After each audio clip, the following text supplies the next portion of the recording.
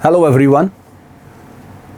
कल supreme court ने एक बहुत ही लैंडमार्क जजमेंट देते हुए इंडियन फेडरल स्ट्रक्चर के कॉन्टेक्स्ट में एक बहुत ही इंपॉर्टेंट डिसीजन लिया।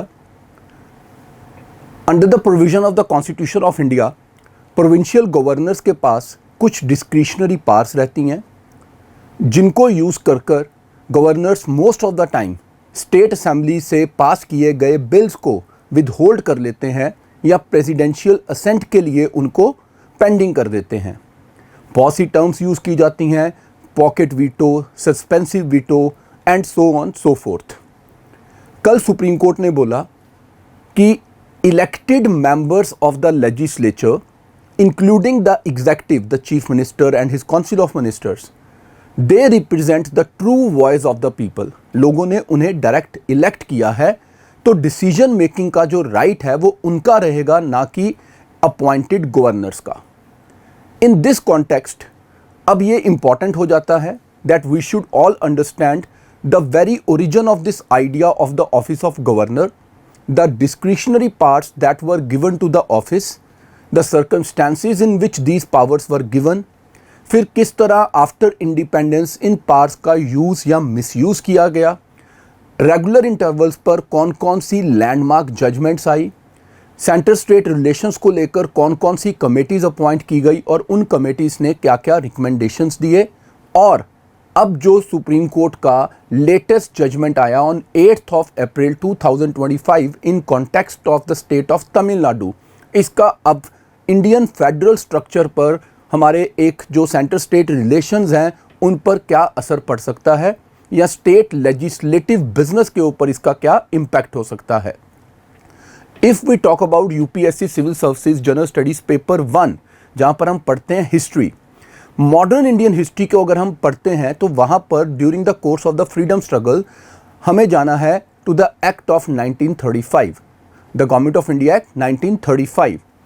इस एक्ट ने एक बहुत ही कैटेगोरिकल स्टेटमेंट दिया जिसमें यह बोला गया था that the office of governor is one such office which is by the Raj, of the Raj and for the Raj। राज का मतलब यहाँ पर मैं नहीं, राज का मतलब है यहाँ पर द ब्रिटिश राज, राइट।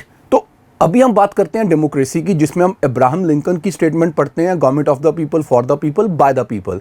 उन्होंने बोला जो ये ऑफिस ऑफ गवर्नर है इंडिया में, गवर्नर या गवर्नर जनरल, ये है by the Raj, of the Raj and for the Raj, कि ये इंटरेस्ट सर्व करेगा इंडिया में ब्रिटेन के, ब्रिटिश इंटरेस्ट को सर्व करने के लिए ये ऑफिस बनाया गया है to coordinate with India, right. यहाँ से एक साफ चीज़ हुई कि जो ये ऑफिस है ये एक कॉलोनियल एडमिनिस्ट्रेटर का ऑफिस है, ये कोई कॉन्स्टिट्यूशनल फंक्शनरी नहीं है। फिर हमारा देश आज़ाद हुआ, बिफोर इंडिपेंडेंस इटसेल्फ हमने कॉन्स्टिट्यूएंट असेंबली में काम स्टार्ट कर दिया था। I hope you all remember, it was on 9th of December 1946 जब कॉन्स्टिट्यूएंट असेंबली की फर्स्ट मीटिंग हुई थी, एंड आई बिलीव आप सबको याद होगा कि ये कैबिनेट मिशन प्लान के अकॉर्डिंगली स्टार्ट की गई थी। अब उस कॉन्स्टिट्यूएंट असेंबली में बहुत से लोग थे जो चाहते थे कि इंडिया में जो गवर्नर का ऑफिस हो वो इलेक्टेड हो, और बहुत से लोग चाहते थे कि ये अपॉइंटेड हो। 2 पावर सेंटर्स बनाना एडवाइजेबल नहीं था, इसलिए फाइनली डिसीजन लिया गया कि गवर्नर्स जो होंगे वो इलेक्टेड नहीं, अपॉइंटेड होंगे। 1950 के कॉन्स्टिट्यूशन में जब इसको हमने इम्प्लीमेंट किया, देयर इज आर्टिकल 153 जो कि एक फंडामेंटल रिक्वायरमेंट क्रिएट करता है that there shall be a governor for each state. Obviously ऐसे बहुत से प्रोविजंस हैं जहां पर एक गवर्नर को 2 स्टेट्स का गवर्नर बनाया जा सकता है बाय द प्रेसिडेंट, या एडजॉइनिंग यूनियन टेरिटरी का एडमिनिस्ट्रेटर बनाया जा सकता है, जैसा कि हम देखते हैं पंजाब के जो गवर्नर है वो यूटी ऑफ चंडीगढ़ के एडमिनिस्ट्रेटर भी हैं। कॉन्स्टिट्यूएंट असेंबली में जब इसके ऊपर डिस्कशंस की जा रही थी तब सबसे इम्पॉर्टेंट चीज़ थी कि गवर्नर की डिस्क्रिशनरी पार्ट्स को किस एक्सटेंट तक अब रिटेल किया जाएगा और किस एक्सटेंट तक उन्हें कंटिन्यू किया जाएगा। ये डिसाइड किया गया कि 1935 के एक्ट में जो इमेंस पावर्स गवर्नर्स को दी गई थी वो इंडिपेंडेंट डेमोक्रेटिक इंडिया में अब रिक्वायर्ड नहीं है, तो गवर्नर की पोजीशन को थोड़ा सा यहाँ पर जो था वो टेम किया गया और उसको थोड़ी सी पावर्स जो थी वो कम की गई। आर्टिकल 163 क्लॉज 1 ये प्रोवाइड करता है that there shall be a council of ministers headed by a chief minister, जो कि गवर्नर को उनकी रिस्पॉन्सिबिलिटीज़ पूरी करने में एड एंड एडवाइस करेंगे और कहीं ना कहीं ये एक बाइंडिंग प्रोविजन है that governor unless it is his discretionary power he cannot take any decision independent of this advice by the council of ministers headed by the chief minister। अब ये बहुत ही एक अच्छा सिस्टम बनाया कॉन्स्टिट्यूशन ने initial years में। अगर आपने कभी ये टर्म सुनी होगी कि इंडिया में वन पार्टी डोमिनेंस थी, सेंटर स्टेट में हर तरफ कांग्रेस पावर में थी, और क्योंकि एक बहुत ही कोऑर्डिनेटेड एफर्ट था सेंटर और स्टेट के बीच में, कंसर्टेड एफर्ट्स थे, तो गवर्नर के ऑफिस में कभी कोई कंट्रोवर्सी क्रिएट ही नहीं होती थी। सेंटर गवर्नर भेजता था, स्टेट में गवर्नर्स जो जाते थे, उस स्टेट में भी कांग्रेस की स्टेट गवर्नमेंट्स होती थी, तो एक कोऑर्डिनेटेड वे में एक प्रॉपर कोऑर्डिनेशन के साथ काम चल रहा था, तो कोई कंट्रोवर्सी क्रिएट ही नहीं हुई। फिर जैसे ही धीरे धीरे अब वन पार्टी डोमिनेंस जो था वो ख़त्म होना शुरू हुआ और प्रोविंशियल या स्टेट असेंबलीज में अब नॉन कांग्रेस गवर्नमेंट्स बननी शुरू हुई, तब पहली बार कहीं जाकर एक नई जो चैलेंजिंग सिचुएशन थी वो इमर्ज हुई कि गवर्नर के ऑफिस को मिसयूज़ कर आप स्टेट गवर्नमेंट फंक्शनिंग को थोड़ा सा कहीं ना कहीं कर्टेल करने की कोशिश करते हो। इन सर्कमस्टेंसेस के चलते हुए कुछ इम्पॉर्टेंट जजमेंट्स भी आई, जैसे कि राम जवया कपूर एक बहुत इम्पॉर्टेंट केस था वर्सेस स्टेट ऑफ पंजाब 1955 का, जहां पर सुप्रीम कोर्ट ने एक ये चीज़ इस्टेब्लिश कर दी थी कि प्रेसिडेंट हो या गवर्नर हो, ये कॉन्स्टिट्यूशनल हेड्स हैं, इनकी जो पावर एग्जेक्टिव पावर है वो एक्चुअली इनको नहीं, वो दी गई है काउंसिल ऑफ मिनिस्टर्स को, तो इनको एक कॉन्स्टिट्यूशनल या सेरेमोनियल पोजीशन दी गई है, ये साफ किया गया इस केस में। बट 7th कॉन्स्टिट्यूशनल अमेंडमेंट 1956 के साथ एक प्रोविजन ये भी दिया गया कि एक ही गवर्नर दो या दो से ज़्यादा स्टेट्स का गवर्नर भी बन सकता है, तो कहीं ना कहीं सेंटर ने अपने हाथ में जो पावर्स थी उन्हें और ज़्यादा वाइडन कर दिया था। 1960s और 70s का जो टाइम था, जो ये 2 डिकेड्स से जहाँ पर हमने समझा था कि इंडिया में अब वन पार्टी डोमिनेंस जो है वो ख़त्म होता जा रहा था, यहाँ पर हमने देखा कि गवर्नर के ऑफिस का पॉलिटिकलाइजेशन किया गया और बहुत से स्टेट्स में जो इलेक्टेड गवर्नमेंट्स थी उनको भी एट स्टेक कर दिया गया। धीरे धीरे एक पिक्चर सी इमर्ज होती चली गई that governors office is more like an agent of the centre rather than being an independent constitutional functionary। ज़्यादातर वो सेंटर की विम्स एंड फैंसीज पे काम कर रहे थे। अब गवर्नर्स का अपॉइंटमेंट हो, उनका रिमूवल हो, ये सब कुछ सेंट्रल पॉलिटिकल इंटरेस्ट के साथ जोड़ के देखा जाने लगा। बहुत से ऐसे केसेस आए जहाँ पर ऑपोजिशन, जहाँ पर स्टेट्स में पावर में थी, वहाँ पर गवर्नर्स ने बहुत सारी ऐसी अपनी डिस्क्रिशनरी पावर्स को एक्सरसाइज किया, जिससे कि वहाँ पर एक लेजिस्लेचर और एग्जेक्टिव के बीच में, या real executive and nominal executive, अब जब मैं ये टर्म्स यूज़ करता हूँ मैं बिलीव करता हूँ कि आपको रियल और नॉमिनल एग्जेक्टिव का डिफरेंस पता होगा। अगर न्यू स्टूडेंट्स इन वीडियोस को देखना शुरू करें, इस सीरीज़ के थ्रू वो हमारे साथ जुड़ें, सो आई वुड अप्रिशिएट कि वो कमेंट में लिखें कि सर आप इन बेसिक टर्म्स जो आपको बेसिक लगती हैं बट बिगिनर्स के लिए हो सकता है ये बेसिक ना हो, तो आप इन्हें भी आगे एक्सप्लेन कर दें। मैं पूरी कोशिश करूंगा कि लेक्चर्स को बहुत इजी रखूं इन वीडियोस में, ताकि स्टूडेंट्स इनके साथ रिलेट कर सकें, इन्हें एंजॉय कर सकें, उनके लिए ये वैल्यू एडिशन का काम करें। But in case I fail to deliver the basics as are desired by the beginners, feel free, there is no need to hesitate, you have to just leave a comment for this and me and my team will stand for this, that we will definitely deliver the best that we can do। अब धीरे धीरे opposition parties ने शोर मचाना शुरू किया कि ये थोड़ा सेंटर अपनी पावर को अब्यूज़ करता है। मीनवाइल ऐसे टाइम पर कॉन्स्टिट्यूशन के जो प्रोविजंस थे, जैसे कि आर्टिकल 356, आई होप हम सबको पता है ये नेशनल इमरजेंसी का आर्टिकल है, स्टेट इमरजेंसी का आर्टिकल है 352 नेशनल इमरजेंसी। सो आर्टिकल 356 को मिसयूज़ किया जाने लगा, प्रेसिडेंट रूल इम्पोज किया गया, जिसके लिए गवर्नर से डिस्क्रिशनरी सीक्रेट रिपोर्ट्स मांगी गई, और कहीं ना कहीं 1967 जब ये कांग्रेस का जो डोमिनेंस था स्टेट पॉलिटिक्स में पर्टिकुलरली वो वीक होना शुरू हुआ, तब से लेकर 1975 जब फिर इंदिरा गांधी जी ने नेशनल इमरजेंसी इंपोज कर दी थी अंडर आर्टिकल 352, तो बहुत सारी स्टेट्स में कई बार प्रेसिडेंट रूल इंपोज किया गया। अब ऐसे टाइम पर गवर्नर की डिस्क्रिशनरी पावर्स के बेसिस पर जो स्टेट इलेक्टेड गवर्नमेंट्स थी उन्हें डिसमिस किया गया, सस्पेंडेड एनिमेशन में चली गई असेंबलीज, और कोई प्रॉपर काम नहीं हो पा रहा था। अब ये एक प्रॉब्लमेटिक इशू बनता चला गया।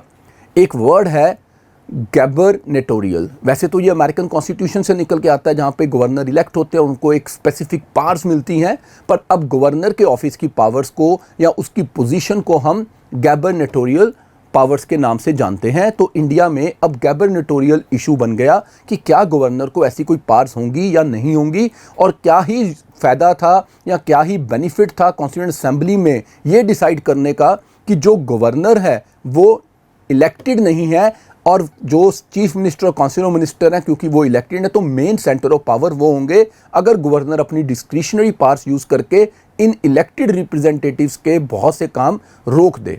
सो ये पूरा एक डिबेट बना। कॉन्स्टिट्यूशनल फ्रेमवर्क खुद एक काइंड ऑफ स्ट्रेन में आ चुका था उस टाइम पर।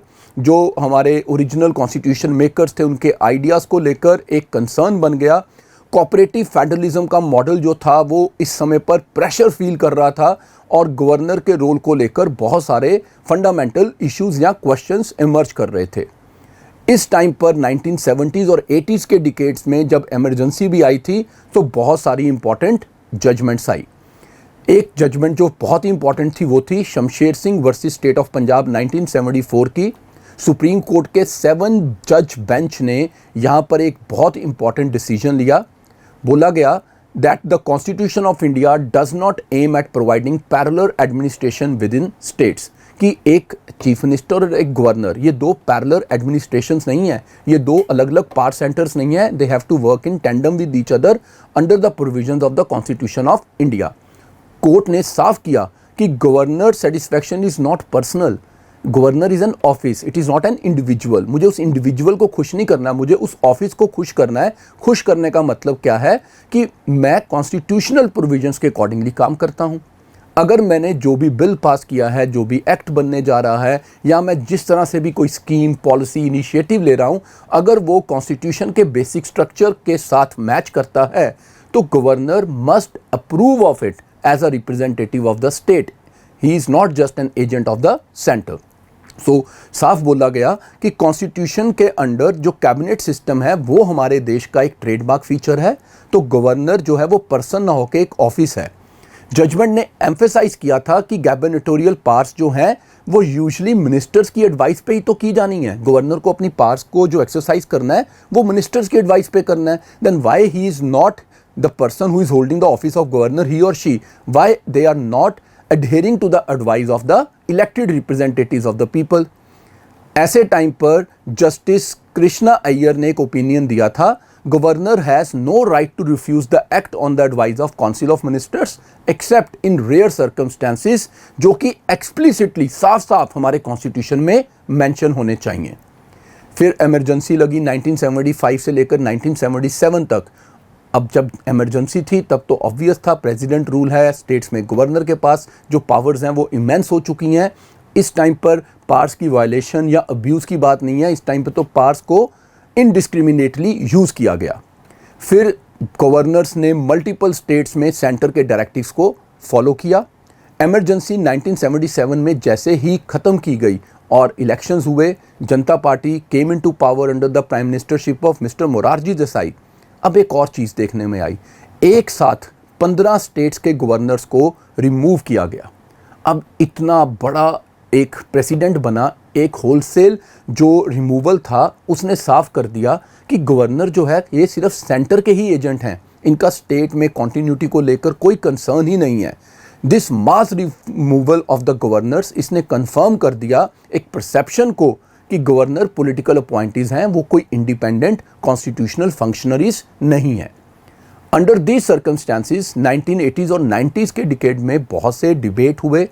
इनमें एक बहुत इंपॉर्टेंट रिजल्ट सामने आया, appointment of Sarkaria commission.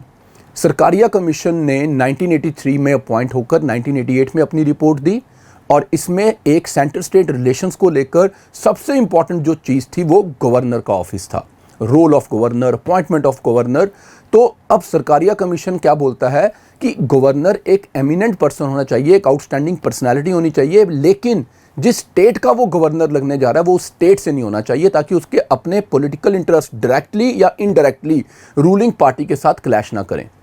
Not active in politics for some time, ताकि वो किसी एक पर्टिकुलर पॉलिटिकल पार्टी को एडहेयर टू ना करता हो, जब उसको अपॉइंट किया जा रहा है as governor, and detach from local state politics. उसका अपना कोई इंटरेस्ट नहीं होना चाहिए, एक बहुत ही न्यूट्रल आदमी को गवर्नर लगाया जाए। कमीशन ने बहुत स्ट्रांगली रिकमेंड किया कि गवर्नर को 5 साल की टर्म से पहले, unless there are very compelling circumstances, कुछ बहुत ही बड़ी कुछ गड़बड़ हो जाए, 5 साल से पहले गवर्नर को रिमूव नहीं करना चाहिए, ताकि एक कॉन्टिन्यूटी इन ऑफिस रहे। इन रिकमेंडेशंस के through we were trying to restore the constitutional vision of governor as impartial functionary. ऐसा ना लगे कि वो सेंटर के एजेंट हैं। बट 80s और 90s के जो डिकेड हैं, वहाँ पर हमने क्या देखा कि बहुत बार प्रेसिडेंशियल रूल इम्पोज किया गया स्टेट्स में। ऐसे बहुत से कारण बने, जैसे पंजाब में उस टाइम पर मिलिटेंसी था, कश्मीर में इश्यूज़ थे और नॉर्थ ईस्ट में इश्यूज़ थे। तो हमने बहुत बार देखा कि प्रेसिडेंट रूल लगाया गया। फ्रीक्वेंटली 365 आर्टिकल को यूज़ किया गया। बट अब ये यूज़ कब मिसयूज़ बन गया, ये देखते हुए अब एक बार फिर से इंडियन फेडरलिज्म के ऊपर क्वेश्चन मार्क लग रहा था, क्योंकि हमारा बेसिक फीचर तो एक फेडरल स्ट्रक्चर का है। गवर्नर्स की रिपोर्ट पर प्रेसिडेंट का रूल लगाना पॉलिटिकली मोटिवेटेड साफ साफ बता रहा था कि कॉन्स्टिट्यूशनल के ऑब्जेक्टिव्स जो हैं वो फेल होते जा रहे हैं। इन सब को देखते हुए जुडिशरी ने सुओ मोटो भी कुछ डिसीजंस लिए। सुओ मोटो मीन्स अपने आप से कुछ डिसीजंस लिए। इस टाइम पर सुप्रीम कोर्ट में बहुत से इंपॉर्टेंट केसेस आए, जिनमें से एक लैंडमार्क केस बना SR बोमाई केस, जो 1994 का केस था। सुप्रीम कोर्ट ने इस केस में एक बहुत इंपॉर्टेंट डिसीजन लिया। उसने बोला कि जो डिस्क्रिशनरी पावर्स हैं वो साफ साफ दिखना चाहिए कि किसी पॉलिटिकल इंटरेस्ट के साथ अलाइन नहीं कर रही हैं। They are in the interest of the state, they are interest of the people and not a particular party in power, either at the centre और इन द स्टेट। अब 1990 से लेकर 2000 के बीच में SR बोमाई केस ने एक थोड़ा सा ट्रांसफॉर्मेटिव जूरिस्प्रूडेंस की तरफ हमें मूव किया, जहाँ पर जुडिशरी ने इंपॉर्टेंट रोल प्ले किया।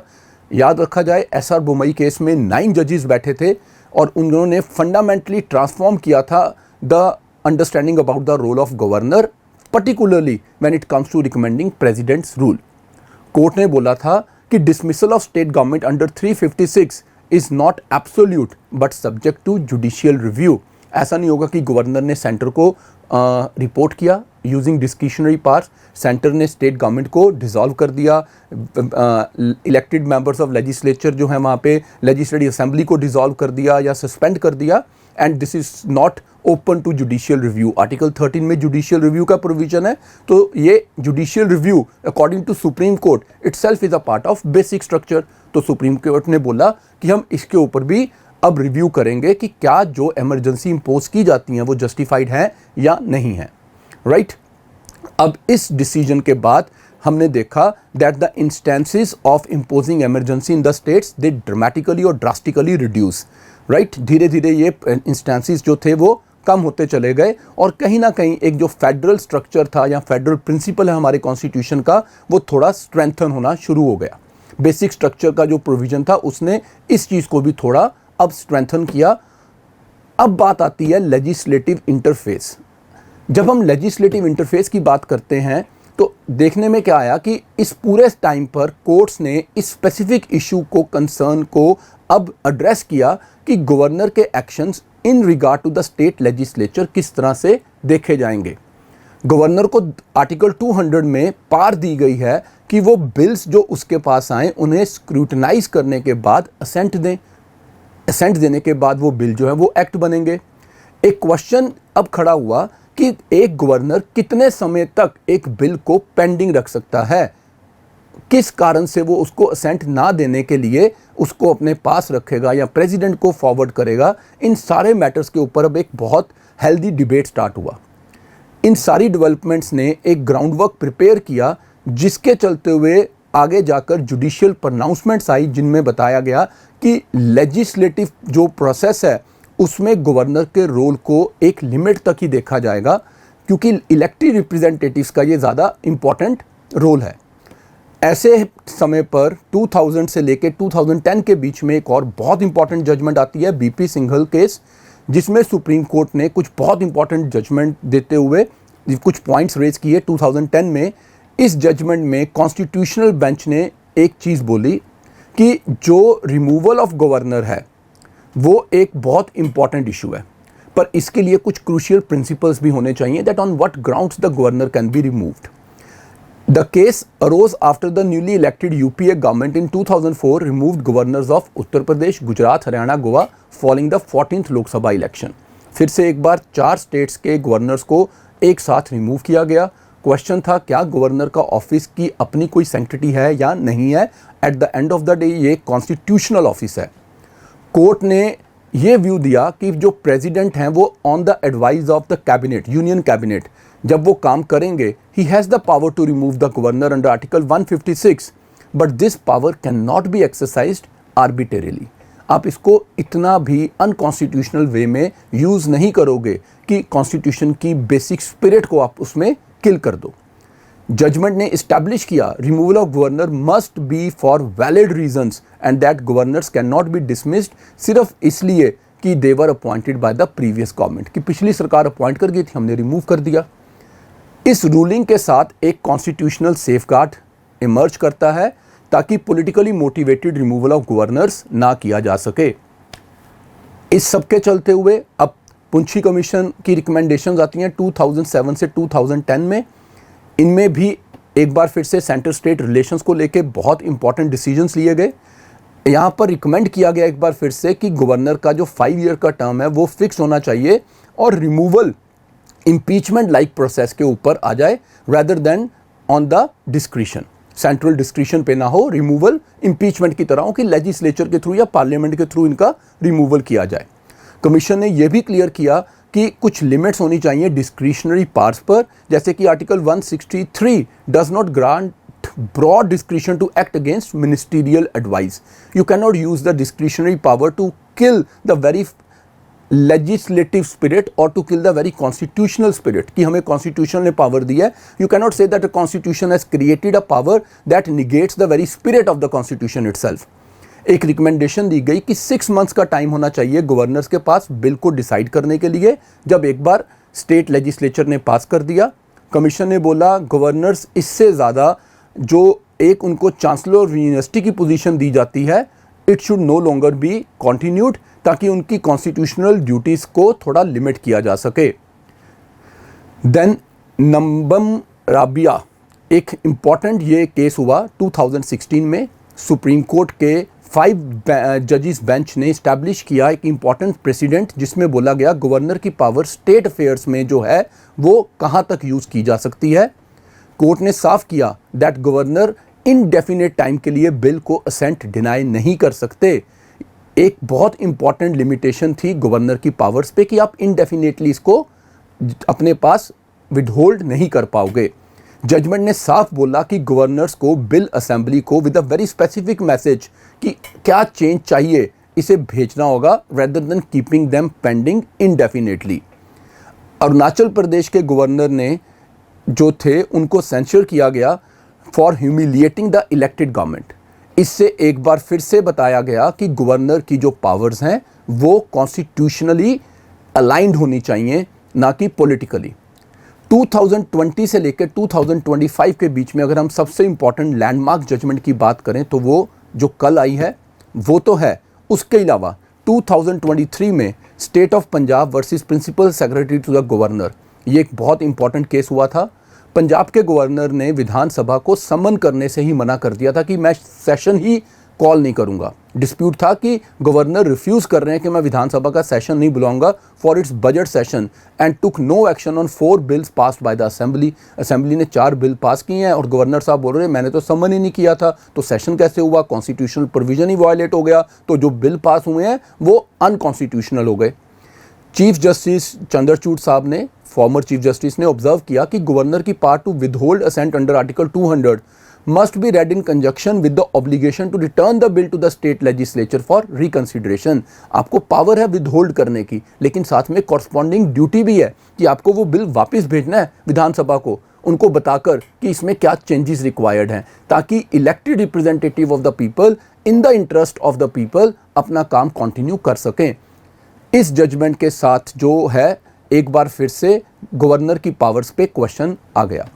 अब सबसे इंपॉर्टेंट चीज जो कल सुप्रीम कोर्ट ने जजमेंट दी in the case of Tamil Nadu governor, dispute start तो 2021 में हुआ था, जब गवर्नर साहब का अपॉइंटमेंट हुआ रवि जी का as the governor of Tamil Nadu, और टेंशन्स बननी शुरू हुई जब बिल्स को लेकर वहाँ पर डिस्प्यूट स्टार्ट हुए।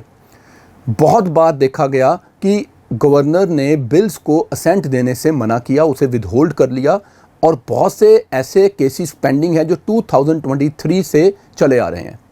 2023 नवंबर में तमिलनाडु गवर्नमेंट ने सुप्रीम कोर्ट को अप्रोच किया और चैलेंज किया गवर्नर के एक्शंस को under article 200। Initially supreme court का ऑब्जर्वेशन था कि governors can not be oblivious to the fact that they are not elected representatives of the people. तो वो विधानसभा जहां पर डायरेक्टली इलेक्टेड रिप्रेजेंटेटिव्स बैठे हैं और इंडिया बीइंग अ डेमोक्रेसी, उनको जो है वारंट ऑफ प्रेसिडेंस के accordingly, not the warrant of precedence or the order of president as the rule book says but as the democracy says, तो उनको ज़्यादा इंपॉर्टेंस मिलनी चाहिए। अब जब ये बोला गया तो तमिलनाडु असेंबली ने कुछ बिल्स को री एनेक्ट किया, लेकिन गवर्नर साहब को जब वो बिल भेजे गए, he referred them to president and continue to withhold the ascent.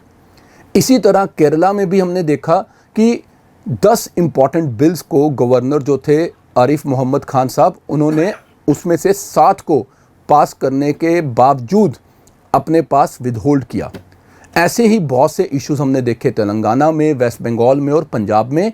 तो कहीं ना कहीं पूरे इंडिया में हमारे फेडरल स्ट्रक्चर को लेकर ऑफिस ऑफ गवर्नर एक, हम कह सकते हैं, in the eye of storm आ गया, या एक एप्पल ऑफ डिस्कॉर्ड बन गया। अब इन सब के चलते हुए फाइनली डिसीजन लिया गया कल सुप्रीम कोर्ट के द्वारा, जिसमें ये बोला गया कि जो गवर्नर की पावर हैं वो इलीगल एंड एरनस इन लॉ के नाम पर ये डिले करना जो है, ये साफ बताता है कि गवर्नर अपनी पावर्स को एक इलीगल मैनर में यूज़ करते हैं जब वो 10-10 बिल्स को पेंडिंग रख लेते हैं। कोर्ट ने साफ किया कि ये कॉन्स्टिट्यूशनली इनवैलिड है गवर्नर का एक्शन, इतने लंबे समय तक जो हमारे विधानसभा द्वारा पास किए बिल हैं उन्हें विदहोल्ड करना। जजेस ने साफ लिखकर बोला, ये बताया गया कि पॉकेट वीटो या एब्सोल्यूट वीटो जैसे कोई कॉन्सेप्ट ही नहीं है। There is no concept of absolute veto or pocket veto under constitutional scheme. ये एक मिसनॉमर है जिसको हम आज तक यूज़ करते आए। अब इम्पॉर्टेंट क्या है इस बार प्री के लिए, वो आपसे पूछ सकते हैं कि जो हमारे कॉन्स्टिट्यूशन के प्रोविजंस है उसमें कौन सा ऐसा आर्टिकल है या कौन सा ऐसा पार्ट है जिसमें वीटो पावर है, या वो कौन सा ऐसा प्रोविजन है जिस पे आप एब्सोल्यूट या पॉकेट वीटो यूज़ कर सकते हो। और सुप्रीम कोर्ट ने अब साफ कर दिया ऐसा कोई कॉन्सेप्ट ही नहीं है। साफ किया है सुप्रीम कोर्ट ने कि आर्टिकल 200 जो गवर्नर को 3 ऑप्शंस देता है, वो क्या है 3 ऑप्शंस, या वो असेंट दें, विदहोल्ड करे असेंट विद अ रीज़न, बताएं क्यों रोका गया है, और reserve it for presidential consideration with no provision for indefinite inaction. You just cannot sleep over the bills passed by the assembly. अब बाइंडिंग टाइमलाइंस की बात की है सुप्रीम कोर्ट के द्वारा कि बिल को कितनी देर में आपको असेंट करना है गवर्नर को। तो कोर्ट ने एक बहुत क्लियर मैंडेट दिया, अगर बिल को असेंट विदहोल्ड किया जाता है या रिजर्व किया जाता है कॉन्ट्रेरी टू कैबिनेट एडवाइस, तो मैक्सिमम 3 मंथ्स का एक टाइम फ्रेम होगा। When a bill is represented after legislative reconsideration, एक बार फिर से अगर विधानसभा पास करती है, अब उसको 1 महीने के अंदर अंदर आपको असेंट देना होगा। तो ये बहुत एक लैंडमार्क जजमेंट आया है। इसने जो टाइमलाइन फिक्स की हैं वो हमारे कॉन्स्टिट्यूशन के जो कुछ गैप्स हैं उनको फिल करने के लिए एक बहुत इंपॉर्टेंट स्टेप बना, राइट। अब सुप्रीम कोर्ट ने भी एक अनप्रेसिडेंटेड अपनी पावर्स को यूज़ किया है जो कि उसको आर्टिकल 142 में प्रोवाइड की जाती हैं। Under this extraordinary constitutional circumstances, court ने अपनी उस स्पेशल पावर को यूज़ किया to declare the 10 bills as having received the assent.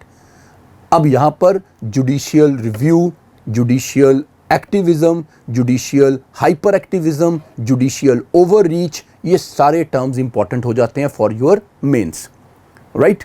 अब आपको इन सारे टर्म्स के ऊपर अपना एक नोट बनाना है, इसको अंडरस्टैंड करना है, इसको अपने आंसर्स में कैसे इंटरनलाइज करना है, इसके ऊपर आपको काम करना होगा। आगे चलकर मैं आपको एक चीज़ बता देता हूँ, इसका इम्पैक्ट रहेगा इंडियन फेडरल स्ट्रक्चर के ऊपर जो आपको अच्छे से तैयार करना है। इस रूलिंग से हम एक्सपेक्ट करते हैं कि सेंटर स्टेट रिलेशंस की जो इक्वेशन है वो रीडिफाइन होगी और कुछ क्लियर कॉन्स्टिट्यूशनल पैरामीटर्स डेवलप किए जाएंगे in regard to the powers of the office of governor.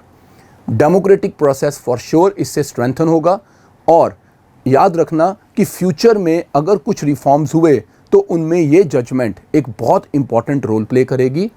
Last में मैं आपको बता देता हूँ, एक टेबल है जो मैं साथ में अटैच करूँगा, इसमें कोर्ट ने क्या स्ट्रिक्ट फ्रेमवर्क दिया है for handling of the bills, जैसे कि decide on assent reserve for president within 1 month from receiving bill, return the bill for reconsideration within 3 months, if repass by assembly must assent within 1 month।